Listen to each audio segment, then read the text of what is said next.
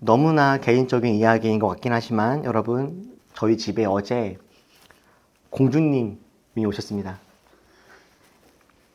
다름 아니라 저 고양이 한 마리가 저희 집에 어제 왔어요. 저는 살면서 지금까지 단 한 번도 강아지나 고양이를 키워본 적이 없습니다. 하다못해 그 병아리도 키워본 적이 없어요. 고양이 한 마리를 저희 집에 데려오기까지 사실 아주 복잡하고 우여곡절이 많은 아주 긴 시간들이 있었습니다. 그런데 어쨌든 이제 어제부터 저희 가정에 이 고양이 한 마리가 들어와서 함께 살게 되었어요. 저는 살면서부터 이 반려동물을 한 번도 키워본 적이 없어서 더더욱 그렇긴 한데요. 이 고양이라고 하는 동물도 참 되게 묘하더라고요. 그래서 어제 저희 집에 오긴 왔는데 저는 모르는 게 투성이었습니다. 어떻게 키워야 되는지, 밥은 뭘 줘야 되는지, 어떻게 재워야 되는지, 이 시간이 잘 시간인지 깰 시간인지 이런 것도 저는 잘 알지 못했어요. 고양이가 꼬리를 수직으로 세우고 있으면 저게 좋다는 건지 싫다는 건지도 알 수가 없었습니다. 집안 온도는 더 따뜻하게 해야 되나 차갑게 해야 되나 이런 것도 잘 알지 못했고, 자꾸 내 코를 이렇게 핥는데 이걸 내비둬야 되는지 하지 말게 해야 되는지 이런 것도 잘 알 수 없었어요. 근데 그래도 괜찮았습니다. 왜냐하면 저에게는 컴퓨터와 핸드폰이 있기 때문이죠.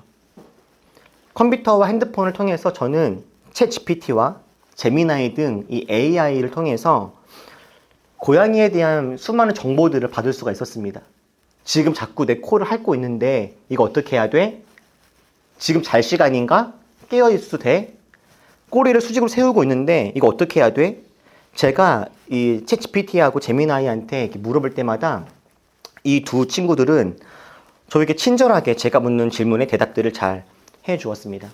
물론 이거 진짜 맞는 말인가? 라고 싶은 여러 가지 대답들도 없진 않았으나 이 여러 개의 이 AI들을 띄워놓고서 교차 검증을 해보니 이게 맞구나 라고 하는 것들을 알 수가 있었죠. 여러분들 중에서도 지금 다 이 AI 관련된 것들을 사용하지 않는 분들은 아마 제 생각에는 이제 없지 않을까 싶어요. 궁금한 게 있을 때 여러분 네이버나 구글에 검색하시는 분들이 계십니까? 가끔 하시겠지만 보통 다 이 GPT나 제미나이 같은 AI에게 물어보시겠죠. 지금 AI는 정말 어마어마한 속도로 발전하고 있습니다. 곧 인간을 뛰어넘는 지능의 AI, 인간의 피지컬을 뛰어넘는 피지컬 AI도 곧 등장할 거예요. 정말 불과 얼마 안 남았다는 생각이 듭니다. 이미 우리 우주에는 수천 개의 인공위성이 떠다니고 있고 거기에서 이미 우리 실생활에 크고 작은 영향들을 이미 주고 있죠. 이 과학기술의 발전은 이것이 정말 우리에게 옳은가 그른가 우리가 고민하기도 전에 이미 몇십 배 더 빠르게 발전하고 있다 싶습니다. 그런데 이렇게 과학이 아주 빠르게 발전하고 우리 삶에 여러 가지 영향을 주고 있는 이런 시대이지만 놀랍게도 여전히 저와 우리 모두의 삶의 대부분의 행위들은 진실이 아니라 우리의 믿음에 기반합니다. 교회 오실 때 아마 여기 계신 분들 모두는 다 자동차를 타고 오셨죠? 자동차를 타면 사고가 날 수 있습니까? 없습니까? 사고가 날 수 있죠. 거기다가 여러분들이 우리 교회까지 오시는 길은 아마도 자유로를 타고 오셨을 텐데 자유로는 사고가 한번 나면 작게 나지 않습니다. 크게 납니다. 아주 위험하죠. 그런데도 여러분들은 그 위험하고 복잡한 길을 용감하게 오셨죠. 어떤 믿음 때문에 오셨습니까? 그렇게? 오늘은 괜찮을 거야 라고 하는 믿음이 여러분들 마음속에 있었을 거예요. 과학적으로 본다면 아마 우리가 사고 날 확률이 몇 분의 몇 있을 겁니다. 그런데 우리 마음에는 그래도 나한테는 오늘은 괜찮을 거야 라고 하는 어떤 그런 믿음이 우리 마음속에 있는 것이죠. 혹시 우리 교회 오늘 오셔서 커피를 드시거나 물을 드신 분들이 혹시 계십니까? 여러분들이 혹시 커피나 물을 드셨다면 여러분들은 저 커피나 물에는 아무 이상이 없을 거야 라고 하는 믿음 때문에 드셨을 겁니다. 사실 저희는 어제 전사님과 저는 여러분 모르게 한 가지 일을 할 뻔했습니다. 얼음이 없는 거예요, 어제 얼음이. 근데 생수가 없더라고요. 그때 전사님이 좋은 아이디어를 하나 주셨습니다. 목사님, 요즘에는 수돗물도 안전해요. 얼음이 없는 것보다는 차라리 수돗물로 얼린 얼음이 낫지 않을까 싶었습니다. 근데 여러분 안심하십시오. 제가 저 악마의 유혹을 물리치고 안 된다. 저희는 그래서 저 커피 포트 속에 들어있는 정수물을 꺼내서 다 붓고 물을 끓여서 붓고 이렇게 해서 여러분들이 오늘 드신 얼음은 다 깨끗한 생수로 만든 얼음입니다. 그런데 물론 여러분 이 말도 믿으실 수 있겠습니까? 우리는 다 이런 믿음에 기반하여서 하루하루를 살아갑니다. 다음 주에 왔을 때 혹시 의심이 들 수도 있겠죠. 하지만 우리 삶의 너무 많은 부분들 여러분들은 믿음을 기반하여 사실 거예요. 식당 가서 식사를 하실 때 식사를 만드신 분이 깨끗하게 만들었을 거다라고 하는 그런 믿음. 이 믿음으로 식사를 하시겠죠. 이 믿음이 작동되어지는 가장 대표적인 일 중에 하나가 우리 돈과 관련된 것들입니다. 여러분들은 돈을 벌고 수입이 있으면 나머지 잉여 수입을 어떻게 하십니까? 보통은 다 은행에다가 넣어놓으시죠. 은행에다가 우리가 이 돈을 맡길 때 우리는 어떤 믿음이 있을 겁니다. 내가 필요할 때 이 돈을 다시 찾을 수 있다라고 하는 그 믿음. 그리고 돈이라고 하는 것 자체는 정말로 믿음을 기반으로 하죠. 내가 이 지폐를 건네면 저 사람은 내가 원하고 예상하고 있는 만큼의 어떤 서비스나 재화를 나에게 제공할 거야 라고 하는 상호 믿음과 이해를 바탕으로 우리는 이 정말 아무것도 아닌 종이 쪼가리 한 장을 가지고서 우리는 전국을 돌아다닙니다. 그러다가 가끔 이 믿음이 깨지는 순간들이 가끔씩 오죠. 가령 내가 어떤 저축은행에다가 돈을 맡겼는데 이 저축은행이 망할 수도 있다라고 하는 소문이 들려옵니다. 그럼 우리 마음에 불안함이 찾아오죠. 그래서 사람들이 다 달려가서 돈을 인출하려고 합니다. 그런 뱅크런이 일어나면 그렇게 은행들은 한 개, 두 개씩 망하게 되어지겠죠. 그런데 우리가 이미 다 아시겠지만 이 자본주의라고 하는 이 시대에서는요, 실제 재화보다 이미 융통되어지고 있는 이 돈의 가치가 훨씬 더 많습니다. 그래서 실제 은행은요, 갖고 있는 돈이 없음에도 불구하고 우리에게 대출을 해주는 거예요. 실제 갖고 있는 돈은 100만 원인데 대출을 500만 원, 600만 원 이렇게 나라가 허용해주는 범위 내에서 대출을 해주는 그런 일들이 벌어지고 있죠. 실제로는 돈이 없지만 돈을 빌려주고 있는 상황. 이게 뭐 때문에 가능합니까? 우리 안에 있는 돈에 대한 믿음과 은행에 대한 신뢰, 나라에 대한 정부에 대한 이 신뢰를 기반으로 이런 일들이 벌어지고 있는 거예요. 이렇게 우리의 모든 삶은 믿음을 기반으로 해서 움직이게 되어지는데 문제는 우리가 믿는 그 믿음의 근거가 정말 믿을만 한가라는 겁니다. 저는 평소에 안전불감증에 조금 있는 편이에요. 저는 정말 결혼 전에까지 제가 30살에 결혼했는데 그때까지 제 기억으로는 가스 밸브를 잠가 본 적이 없습니다. 저희 집에서. 저만 그런 게 아니라 저희 온 식구들이 그랬습니다. 지금은 저희 어머니 아버지가 가스 밸브를 잠그시는지 모르겠는데 저희 어머니 아버지도 평생을 가스 밸브를 안 잠그고 그냥 사셨어요. 어떻게 그럴 수 있는가? 설마 우리 집에 가스 폭발 있겠어? 우리 집은 안전할 거야 라고 하는 믿음 때문이었죠. 여러분, 제가 이렇게 가스 밸브를 잠그지 않고 안전벨트를 잘 하지 않는, 그래도 괜찮을 거야 라고 믿는 제 믿음의 근거는 어디 있습니까? 느낌이죠, 느낌. 제 느낌입니다. 제 감이에요. 어떤 데이터, 어떤 과학적 사실과 진리가 아니라 그냥 제 느낌입니다. 성경에서는 저처럼 근거 없이 믿는 사람의 믿음을 미신이라고 하죠. 근거가 없음에도 불구하고 지독하게 강하게 믿으면 광신이라고 합니다. 제가 안전벨트 너도 하지 마, 너도 하지 마, 너도 하지 마, 절대 하지 마 이러면 광신. 나는 괜찮을 거야, 내비 더 낮음 이러면 미신이 되는 거예요. 여러분, 이처럼 저희가 살아가고 있는 이 사회, 특히 자본주의 사회는 거대한 믿음의 체계 위에 세워져 있어요. 돈이 있으면 편안할 것이라고 하는 믿음, 편안이 곧 평안일 거라고 하는 믿음, 결국에 이 자본과 권력과 힘이 나를 행복해 줄 것이라고 하는 그 믿음, 이 믿음이요.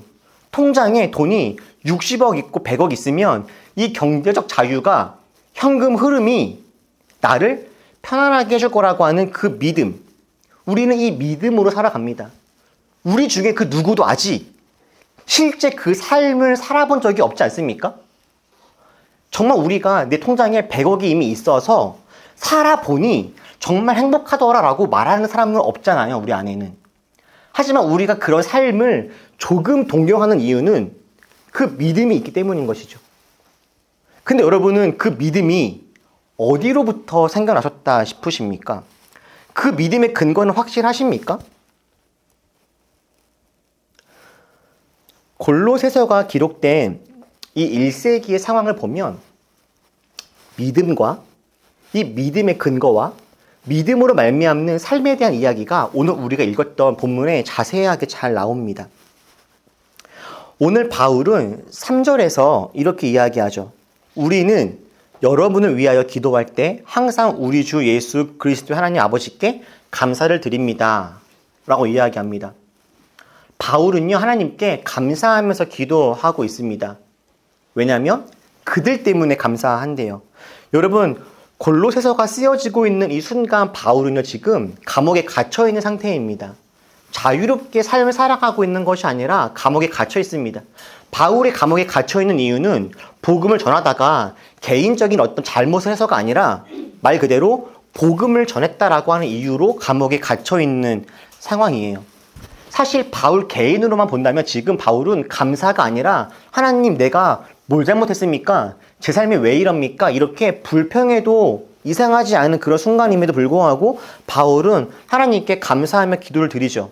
왜냐하면 지금 내 삶은 조금 부자유하고 갇혀있고, 그리고 바울은 얼마 이제 나의 삶이 남지 않았다라고 하는 것을 알고 있지만, 그럼에도 불구하고 바울 마음속에 나는 힘들어도 그들이 지금 하나님 안에서 잘 살아가고 있다면 그것으로 괜찮다라고 하는 마음이 바울 마음속에 있는 것이 있기 때문이에요. 사실 이것이 이 그리스도인들이 갖고 있는 삶에서 누리게 되어지는 어떤 신비 중에 하나이긴 합니다. 나의 삶을 돌아보면 힘든 일도 있고 어려운 일도 있는데 내가 사랑하는 저 사람들의 안녕을 보면 그것 때문에 내 마음이 기뻐지는 것. 이것이 참 그리스도인들의 어떤 신비 아닌가 싶은데 바울이 지금 그 신비를 누리면서 이야기하고 있죠. 그러는 가운데 바울이 내가 골로새 교인들을 보니 너무 감사하다, 좋다라고 이야기하는 이유가 있습니다. 그게 바로 4절 때문인데요. 골로새 교인들 안에 예수님에 대한 믿음이 있고 그 믿음으로 말미암아 성도들을 향해서 사랑을 나누고 있다라고 합니다. 골로새 교인들 마음속에는요, 믿음이 있습니다. 그리고 그 믿음 안에서 이 골로새 교인들은 사랑의 삶을 살아가고 있다, 이렇게 이야기하고 있는 거예요. 골로새 교인들이 예수님에 대한 믿음을 품을 수 있는 것, 내가 예수님을 따라가면 내 삶 속에, 우리 삶 속에 이 땅 가운데 은혜가 있을 거야 라고 하는 이 믿음이 있는 이유를 5절에서는 이 믿음과 사랑은 여러분을 위해 하늘에 쌓아두신 소망에 근거합니다 라고 이야기하죠. 자, 정리하면 골로새 교인의 마음속에는요, 예수님에 대한 믿음이 있어요. 내가 주님을 잘 따라가는 것, 여기 이 삶이 진리이다. 예수님 안에 구원이 있다. 예수님을 잘 믿고 따라가면 이 안에 복음, 은혜가 있다라고 하는 그 예수님에 대한 믿음이 있습니다. 근데 이 믿음의 근거가 무엇이냐면 하늘의 소망 때문이래요. 그리고 이 하늘의 소망은 이미 복음을 받아들일 때 알게 된 것이라고 합니다. 자, 이렇게 된 거예요, 순서가. 골로새 교회 교인들은요, 복음을 듣습니다. 복음, 기쁜 소식. 하나님이 이 땅 가운데 그리고 앞으로 우리에게 이루실 하나님의 놀라운 일, 지금 이루고 있는 하나님의 일, 이것을 위해서 이미 이루신 일. 그래서 하나님의 과거와 현재와 미래, 하나님이 이미 우리 가운데 행하셨고 행하시고 계시고 행하실 하나님의 일들, 이 기쁜 소식을 들었습니다. 그랬더니 생기는 거예요, 믿음이. 아, 내가 예수님을 따라가면 되겠다 라고요. 그리고 주님을 따라가면 되겠다라고 하는 믿음이 생기니까 이 사람들은 그 다음부터 내 주위에 있는 이웃들이 눈에 보이기 시작하고 그들에게 사랑을 전할 수 있는 사람이 되어버린 겁니다. 소망이 믿음을 만들고 이 믿음이 사랑이라고 하는 행위로 이어지게 된 것이죠. 자, 정리할게요. 여러분, 중요합니다. 여러분, 이거 기억하세요. 소망이 나에게 흔들리지 않고 견고한 소망이 나에게 믿음을 만들고 이 믿음이 사랑이라고 하는 삶의 방식과 행동으로 이어지게 했더라라는 것. 그런데 우리가 이 하늘 소망, 복음으로 말미암은 하늘 소망을 골로새 교인들이 들었다라고 했는데 골로새 교인들은요, 지금 복음을 처음 들은 것이 아닙니다. 골로새 교인들은요, 이미 복음을 알고 있었습니다. 여러분, 복음을 헬라어로 뭐라고 했던가요? 복음을 헬라어로 유앙겔리온이라고 했죠. 유앙겔리온. 근데 1세기 당시에 지금 우리는 유앙겔리온, 복음, 기쁜 소식, 이거는 교회가 아니면 복음이라는 말 듣기가 어렵잖아요.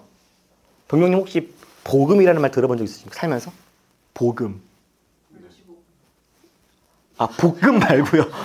볶음 말고 복음. 아, 들어보셨나요? 어디서 들어보셨죠? 아, 교회에서? 그렇죠.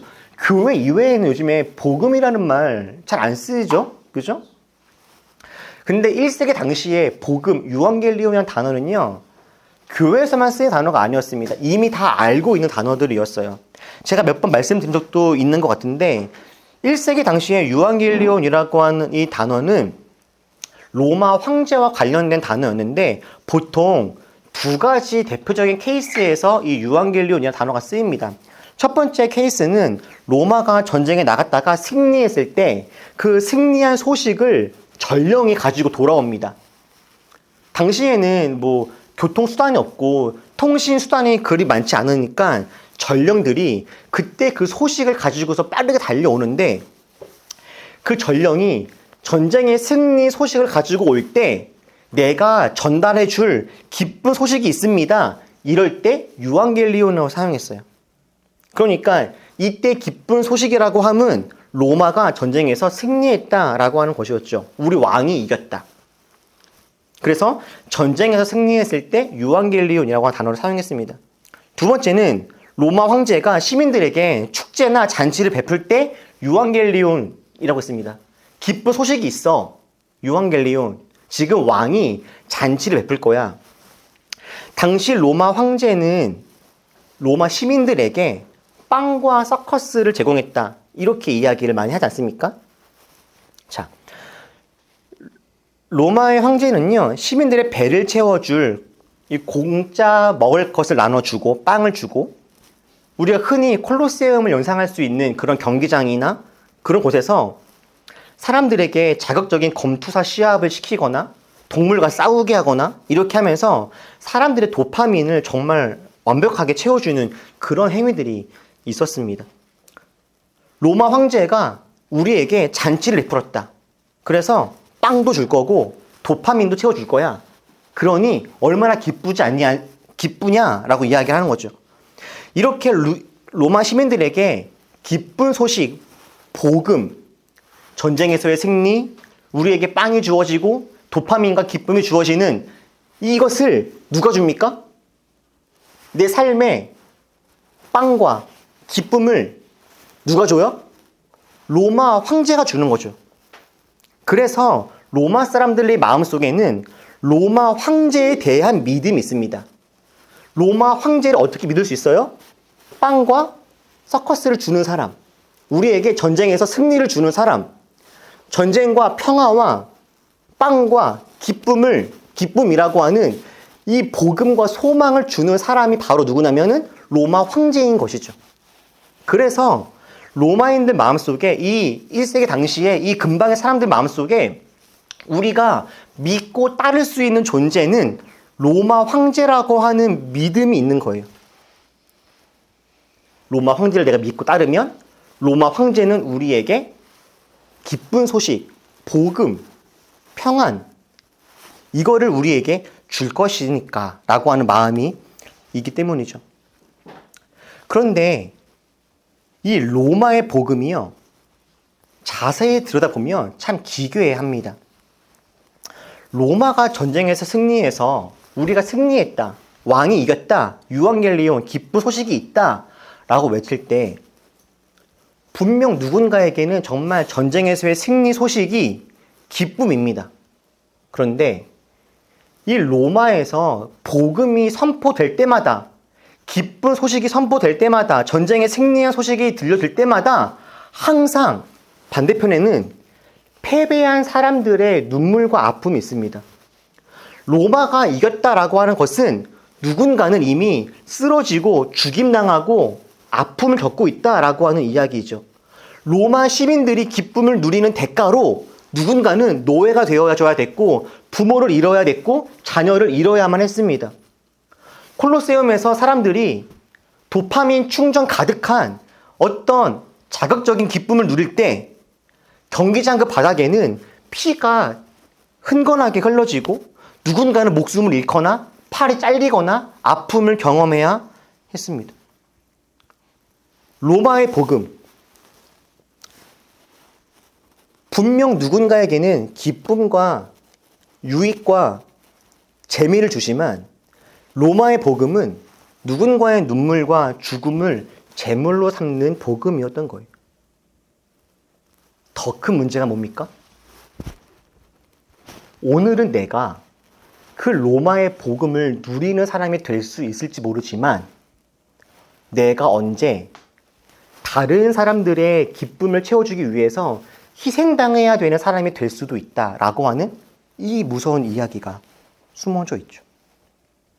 뿐만 아니라 로마의 복음이 가지고 있는 아주 더 큰 문제가 또 하나가 있습니다. 로마의 황제를 믿고 따르면 이 기쁜 소식을 줄 것이다 라고 믿었는데 이 로마 황제도 영원하지 않는 존재였더라라는 것. 내가 믿고 따랐던 로마 황제가 언제 이상한 생각과 알 수 없는 정책을 갖고 와서 사람들을 죽이거나 본인 스스로 건강이 상해지거나 이 나라의 평화를 끝까지 오랫동안 유지할 수 있는 사람인지 아닌지 확신할 수가 없더라라는 거죠. 사람들은 로마 황제를 믿고 로마 황제가 주는 복음을 기대했는데 그것은 너무나 불완전하고 언제든지 흔들릴 수 있는 그런 복음이었더라라는 것. 바로 이런 상황 속에 골로새 교인들이 또 다른 복음을 듣는 겁니다. 누군가가 외쳤죠. 여기 다른 복음이 있다. 다른 기쁜 소식이 있다. 사람들은 기쁜 소식이 있다라고 하니 또 황제와 관련된 무슨 일인가 싶었을 거예요. 근데 골로새 교회에 전해진 그 복음의 핵심은 왕이 바뀌었다입니다. 전쟁에서 승리했다. 전쟁에서 승리해서 왕이 바뀌었다. 다시 말해서 로마 황제 말고 진짜 왕이 나타났다라는 겁니다. 여러분, 왕이 바뀐다라고 하는 것의 가장 큰 의미가 무엇인지 아십니까? 당시에 왕이 바뀌었다라고 하는 것의 가장 큰 의미는 통치가 달라진다라고 하는 겁니다. 법이 바뀐다. 당시 왕은요, 법 그 자체죠. 왕의 말 한마디에 사람들이 죽고 삽니다. 새로 바뀐 왕, 예수님은 새로운 법을 선포합니다. 폭력과 공포와 도파민과 즐거움이 아니라 사랑과 공의의 법을 선포하죠. 돈, 권력, 지위, 명예, 성별, 나이, 계급, 인종, 피부색 이거랑 관계없이 어떤 사람도 차별 없이 하나님 나라의 백성이 될 수 있고 하나님을 아버지라 부를 수 있으며 그분이 주시는 은혜와 사랑과 기쁨과 평화와 인내와 자비와 양성과 충성과 온유와 절제와 공동체와 안정과 평안을 누구나 누릴 수 있다. 누구나 누릴 수 있다. 이런 소식을 듣게 된 거예요. 골로새에 있는 사람들 중에 어떤 사람은 다른 복음, 새롭게 전해진 이 복음, 누구나 예수를 믿고 따르면 누구나 하나님의 자녀가 될 수 있다라고 하는 이 소망을 근거로 예수님을 믿게 되는 사람들이 생긴 겁니다. 그렇게 주님을 믿게 된 사람들은 주님 안에 있는 복음을 내가 품고 살다 보니 다른 이웃들을 돌아볼 수 있는 여유도 생기게 된 것이고,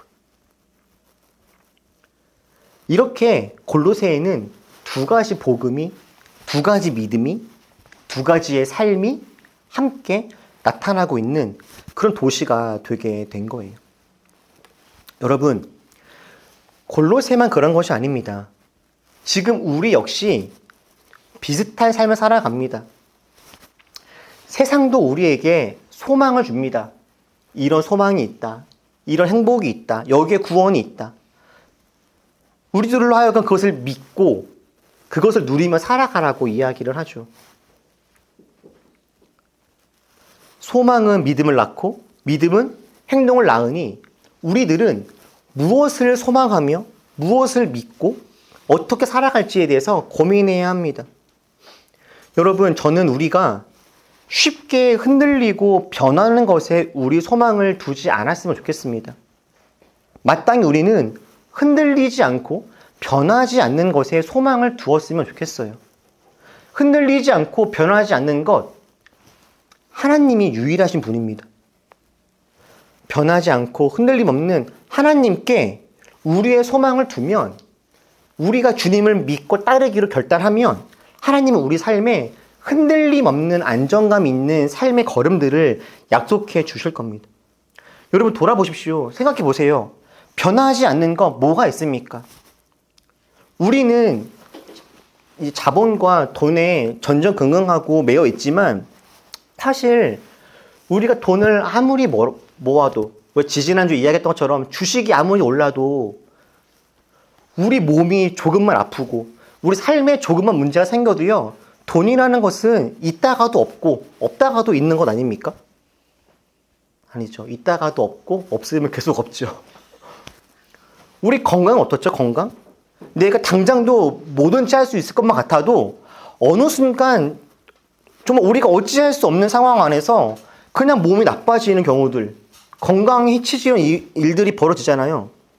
돌아보면 정말 우리가 믿고 신뢰할 수 있는, 우리가 소망을 둘 수 있는 것이 뭐가 있을까를 본다면 흔들리지 않는 편안함은 시몬스가 아니라 예수님뿐이구나 싶어요. 바라기는 흔들리고 쉽게 사라지고 상황과 환경에 따라 변하는 이 유한한 것을 의지하며 살아가는 것이 아니라 골로새 교인들처럼 예수님에 대한 믿음과 그로 말미암는 성도를 향한 사랑을 가지고 하늘 소망을 품으며 살아가는 흔들림 없는 반석 위에 우리의 삶의 기초를 뿌리내리는 그런 우리 삶 되기를 정말 주님의 이름으로 축복합니다. 흔들릴 것을 의지하지 마시고 흔들림 없는 주님을 의지하며 살아갑시다. 기도하겠습니다.